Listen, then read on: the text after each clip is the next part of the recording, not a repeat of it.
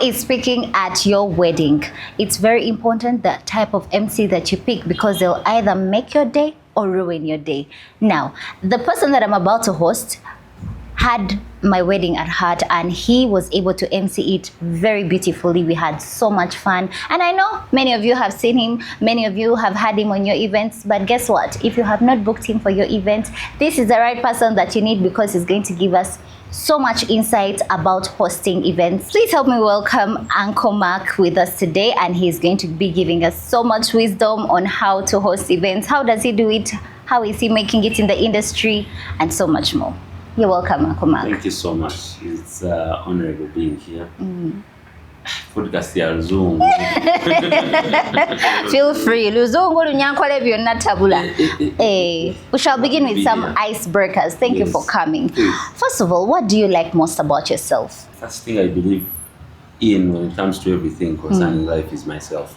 So I believe in myself too much to a point that sometimes it overwhelms me. So I like that about myself. Yes. Like I believe nothing is impossible. Like I can't fail on anything. Yeah. So tino uchanga sina msente ngamba nina kumajando za samoya. Zino vayo. Ntete ziliwo. Ngamba cheka nina kwemanja. Ne wabataliyo. So I believe in myself. I also believe just in my systems that I've created about life. Yes. Yes. So that's one of the things I like about myself. That's a very beautiful attribute to have, to believe in yourself, because you can do so much. Exactly. When we look at where we came from and where we are, the greatest wealth we had was faith. Clearly. Without faith, you wouldn't have. The choice we had was to believe in ourselves. But of course, we have a number of people who gave up along the way. Yeah. And they took other routes. Yeah, man. So what do you often think about when you're alone? It is so interesting, so scary, and so fun at the same time. Every time I'm alone, I think about, okay, I don't want to use the actual word, I think about the life after. After what? After what? I think about what happens when we're no longer in this world. Oh, like when you die? Yes. You know, there's a verse in the Bible that says a wise man thinks about his death. That scripture gives you a narrative of you're thinking about things you should do in their time. Yeah. Like do things so that you don't waste time, you don't get to regret. But also it also teaches you to work hard so that your children are not used as bad examples.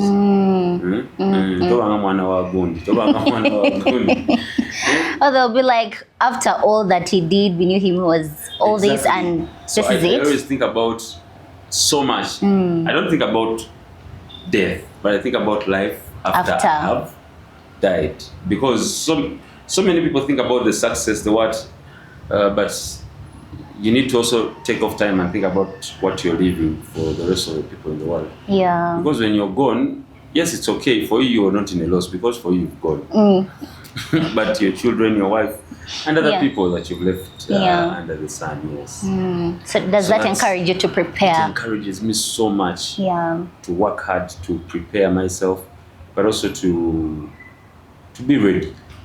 Not ready to die, but to just be ready in life. Yes. But we believe that with long life you'll satisfy us, right? Of course, we're going to die all. Okay, so what keeps you going when things are hard? What keeps me going when things are hard? The vision, how far you look. Yes, I was telling someone recently that my hardest moments in life is the moment when I'm going to MC a wedding. Really? Yes. How? Because everyone, you have about 10, not less than 10 people who know you right in there. Yeah. And they've seen you do other events better, well. And now it's not on this event where you have to do majan. Play games. Some of those people have heard your jokes all over. And my thought process is telling me, which new thing am I going to do today? So it is the hardest scenario I go through on a weekly. But what keeps me going is how far I see and how far I look. And we need to reach a time where weddings are no longer just weddings. They are parties. They are crazy moments. So the experiences. I am pushed harder by my vision. Yes, by my vision. Well, we have really gone right into it, and before you even tell us, who are you? Who is Uncle Mark for someone who is watching and they don't know you? My name is Uncle Mark. I am a man from a place called Kamwenje. Yes. And I am also a Muchiga. Muchiga wa Kamwenje. But I grew up from a place called the Katwe. Then Katwe is some slum just below Zambia. Then after we shifted to Zambia,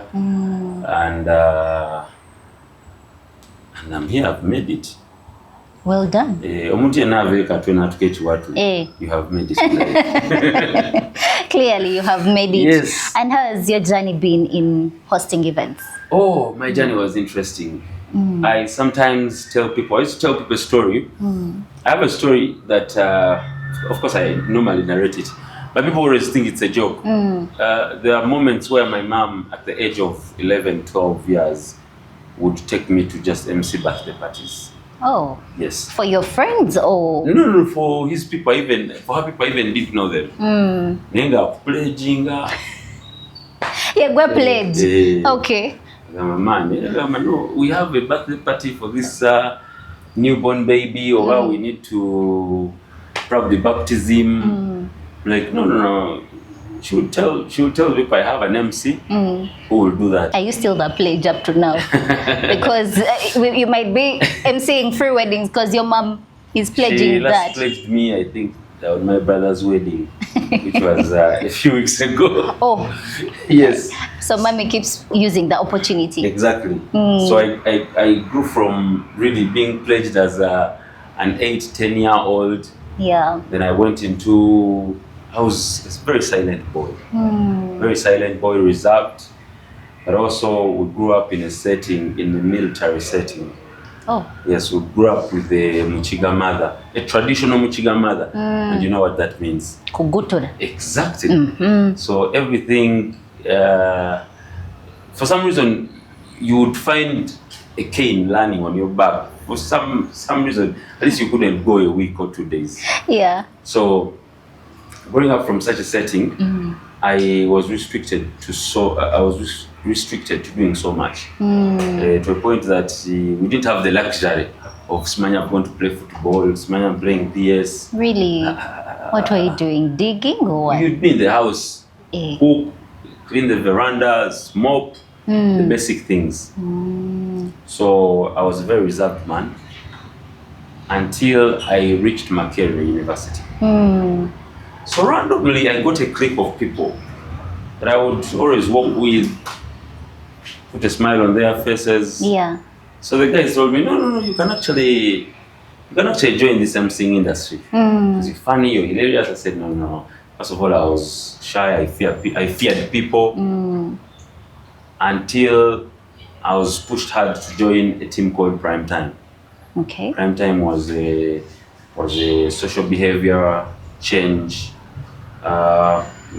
party. Let me call it a party, like an event that happens every Saturday at the pool at Makerere. Okay. So it's where I got the guts to push into the game harder.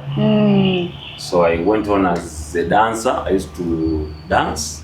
Break dance? Yeah, break dance. That's the one. Hey. So I joined MCing. I started MCing. Then now I joined comedy. Okay. To do stand up. And life became fair. Yes. I remember my first event to MC. Actually, my first 8 events to MC, I was paid nothing. Yes, I wasn't paid anything. You offered that, or they just didn't pay? I offered to go with someone. So I used to go with a gentleman called OJ. So I would go with them, MC, help out here and there. So they started sending me events along. So some of those events were church events, and church weddings. If you pray with this particular person, There's a way they need you to be there, and if they don't have money. Yeah. But I'll be in, I'll do the job. And later on, it hit me later on that, hey, actually the game has grown. You need to put a small price. I started with 50K. Oh, interesting. 50K Ghana shillings. I would really MC all kinds of events, graduations, what was the standard 50,000. 50K. And now we saw things evolve. We saw seasons change. The most important part is we were so let me call it. We were so motivated to stay in the game because we didn't see anyone like us. It was different. It was different, and it was different because you're not the most talented one. You're not you're not the funniest. You're not the outstanding one, but you just believe in yourself that you have something that nobody else has to offer. Yeah. Plus, those other MCs also have their own different touch of activity that probably no one has to offer. So I looked at myself that way, and that kept me growing through the ranks. Yes. And here I am. You sit on a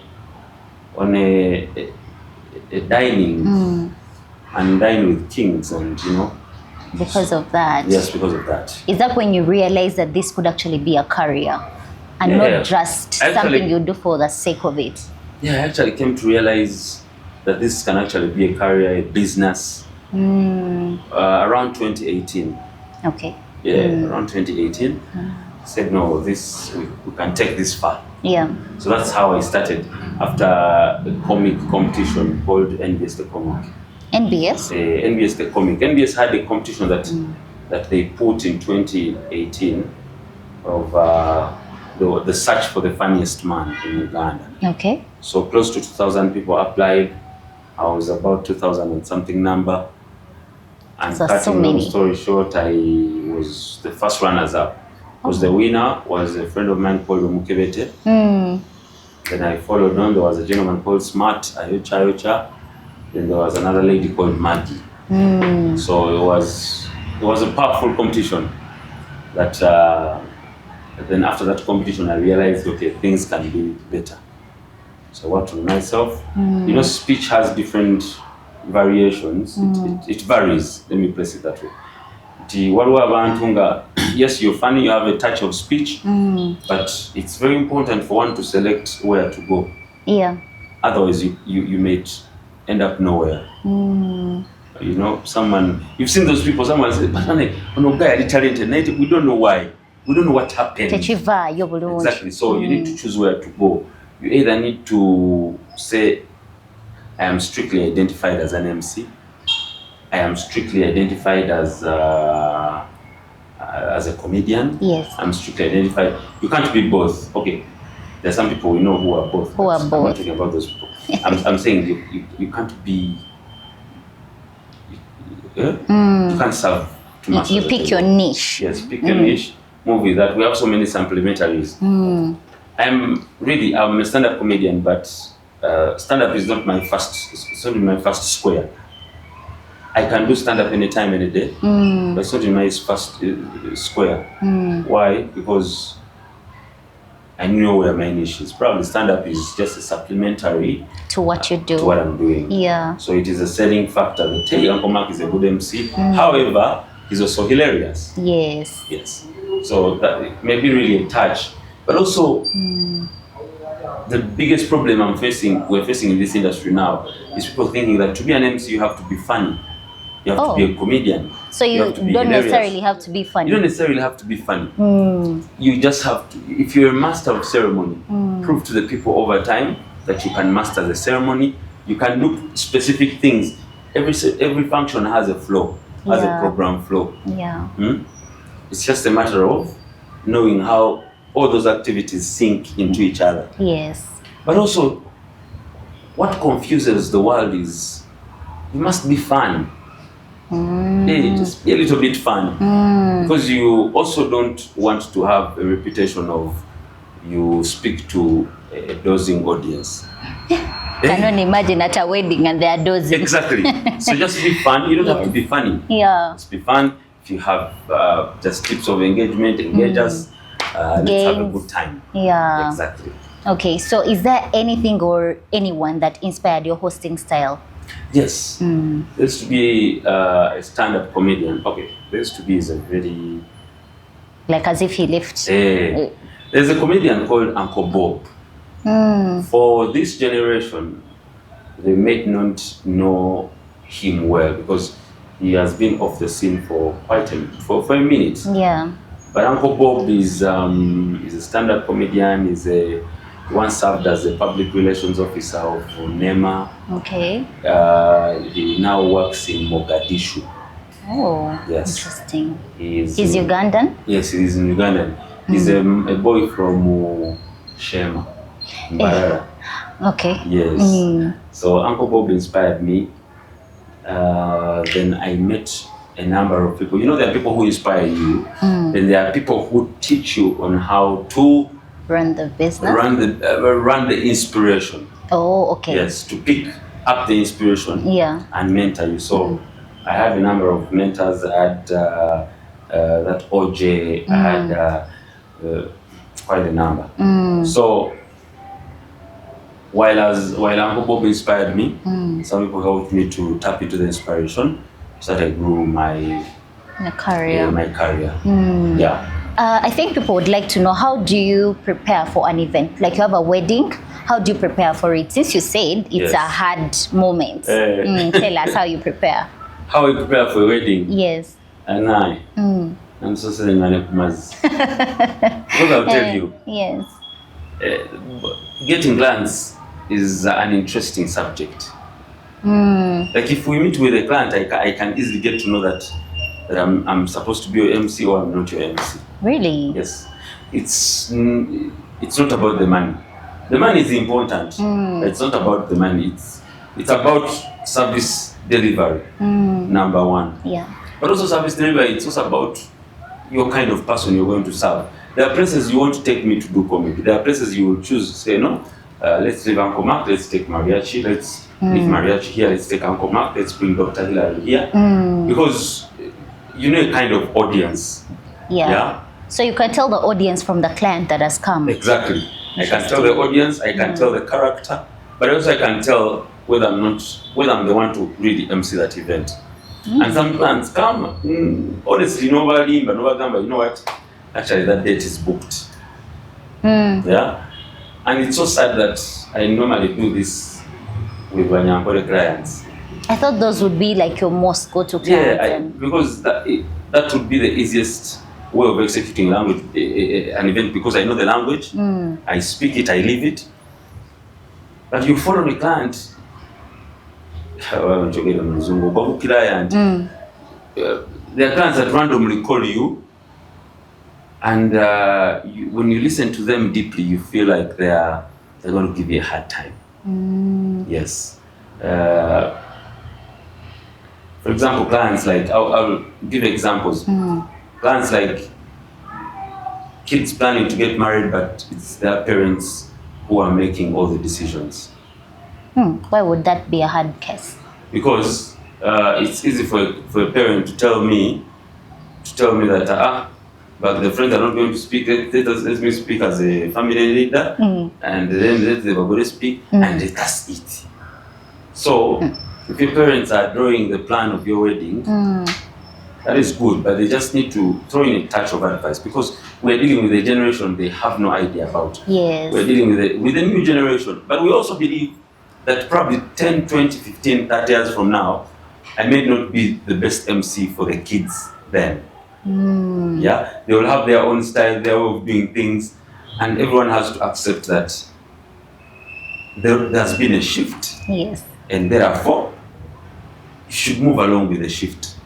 So how do you deal with the part where event planners come to you and you don't get to interface with the clients? That's one of the best moments that I still celebrate, because an event planner will give you a picture.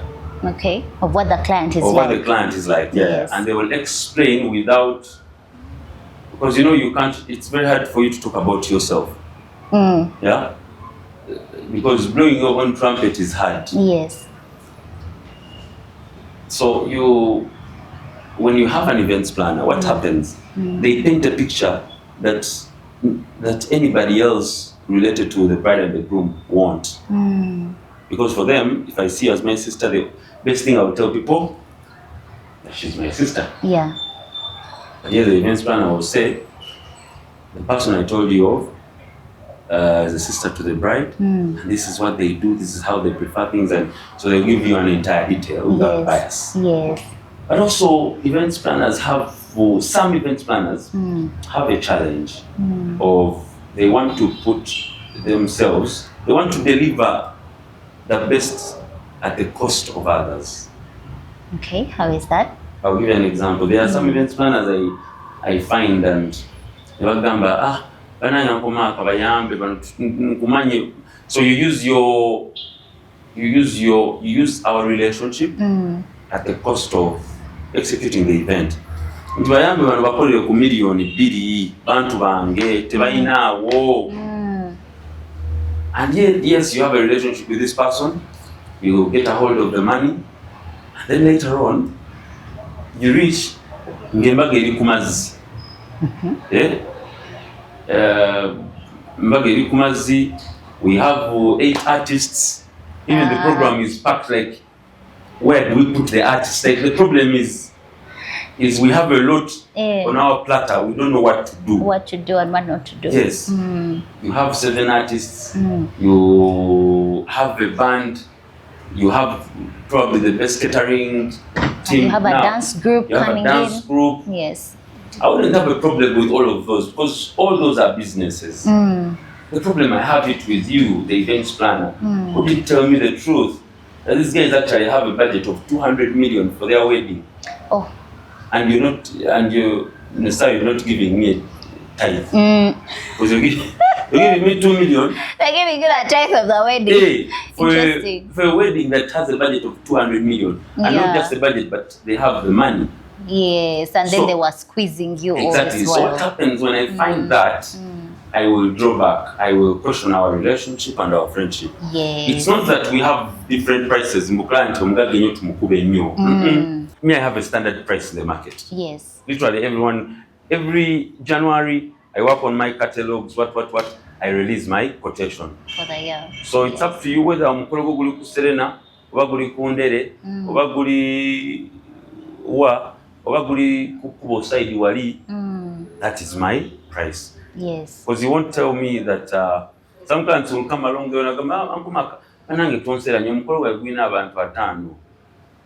How would it feel? Nange nkugamba kale sijja kusera nja kukendeza mu bigambo byengenda okwogera, nja kukuwayo ebigambo 10 byokka. Nja kwogera 2,000. So it can't happen. Yeah. Kukendeza ku Joko kale mpa Joko busy. So the value is still the same, whether they are are 100 guests or I have 500. To do my best. I have to drive there. I have to have that good suit. I need to. So the investment is still the same. Yes. Exactly. Okay. So how do you keep your audience engaged? Because I think we've been at some weddings where you see the MC struggling to pick up the audience. For you, how do you do it? Because it seems like the events are always active, the people are happy. Yes. Tell us about that. One of the things, interestingly, I do when a client books me, the first people I get to know are the parents, not even the babole. Really? Yes. If a mobile calls me, hey, Mark, we have a conversation on call, and I take a call deposit. I'll make sure that I get a meeting with either the father of the bride or the father of the groom. But the most important side is the hosting side, which is the father of the groom. Yes. Oh, your customer funa. Wherever we meet, we catch up with the coffee or what. It's done. Why am I meeting the father before the bride and the groom? It's because the bride and the groom know me. They know me. They expect better of me. Yes. They have no problem with me. The father of the groom always has that one MC who emceed their village wedding some time back. Rukunjiri. Who is actually charging 500K? Yeah. For your Uncle Mark, you're charging 4 million. 3. Now, when I get to know and make a friend, connect with him, it helps me because I influence him if I'm to bring a game on that day, the father of the groom will stand up because he knows me, because we understand each other personally. Yeah, you met prior. Yes, and you will have power over the whole clan.